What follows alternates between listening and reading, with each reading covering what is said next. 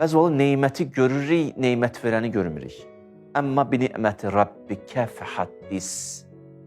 Quran buyurur, Rəbbivin nemətindən söhbət aç ki, demir nemətdən söhbət aç, Rəbbivin nemətindən söhbət aç. Yəni, neməti görüb, Rəbbi unutma. Nemət sənlə Rəbb arasında hicab olmasın, pərdə olmasın, gözlərini kör eləməsin, gözlərini açsın, Rəbbi görgünə. Hər nemət sənə sanki bir məktubdur. Allahın eşq məktubudur ki, mən səni çox sevirəm. O eşq məktubu o nemətin özündən artıq. Neməti baxmaq, neməti verəni görməmək sanki ruhsuz bədənlərə tamaşa eləməkdir.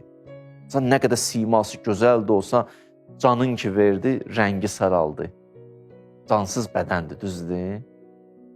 Neməti görüb, nemət verməyəni görməmək sanki cansız bədənə tamaşa eləməkdir, cansız bədənə. Amma nemətə o can verən, nemət verəndir. O Allahdır. Onu gör. İmkan olsa o nemətdən qabaq da onu gör.